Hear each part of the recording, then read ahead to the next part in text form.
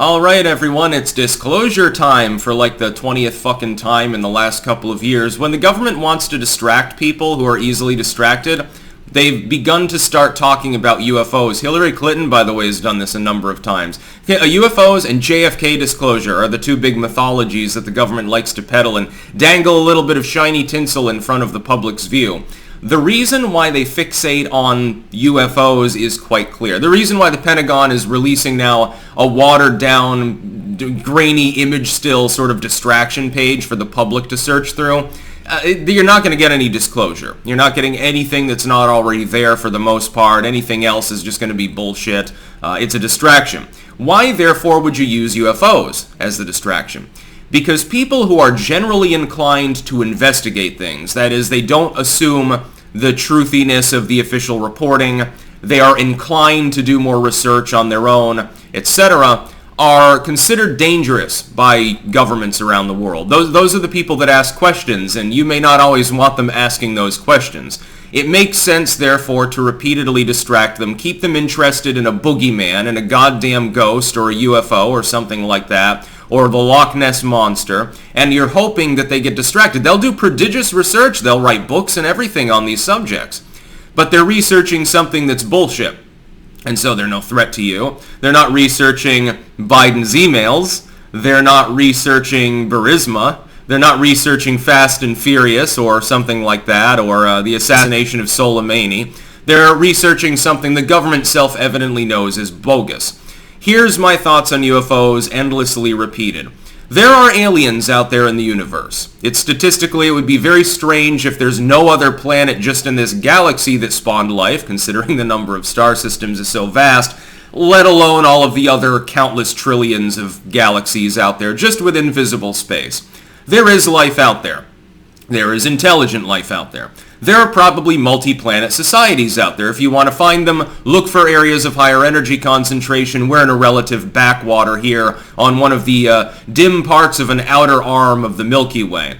If you wanted to find life, you'd probably want to be closer to the center of action, like the concentrated core of one of those arms, or somewhere closer to the big black hole that may exist in the center of our Milky Way galaxy, or something like that. There's more light, there's more energy, there's a higher concentration, things are closer together, thus making interplanetary travel easier potentially, and certainly interstellar travel. That's where you want to find life. That's where you'd find like a scene from Star Wars with a cantina in Mos Eisley, with multiple species all mixing it up, although they probably just kill and eat one another, to tell the truth. Now, does that mean that it has anything to do with our planet?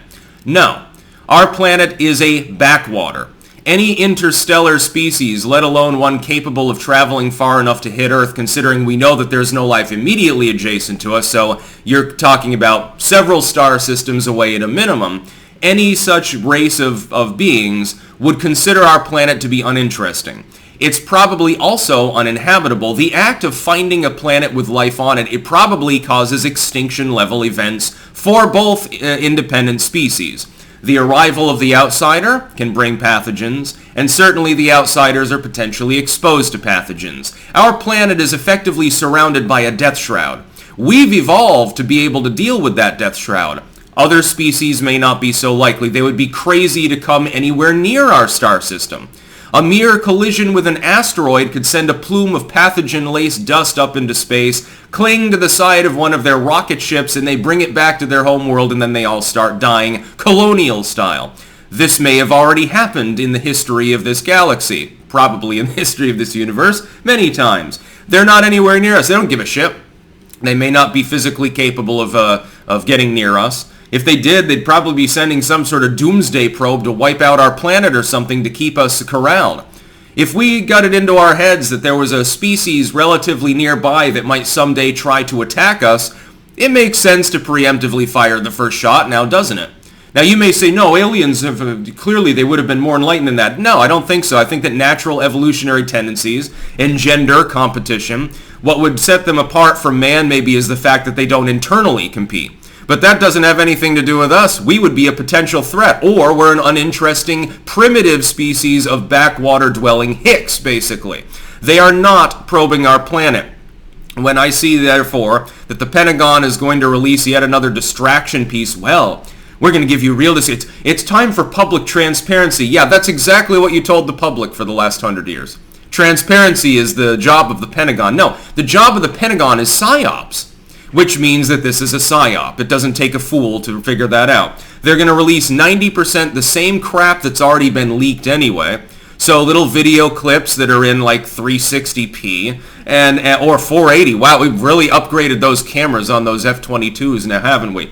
You're going to get grainy stills. You're going to get write-ups. You're going to get declassified internal write-ups, heavily redacted many times, which means fucking useless, in which it'll be the same crap you've been seeing on TV for the last few years as a distraction.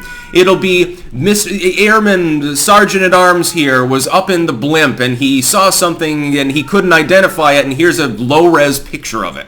That's what you're going to get. So much for disclosure. Don't say I didn't warn you when the site goes live. Oh, by the way, they use the term unidentified anomalous phenomena.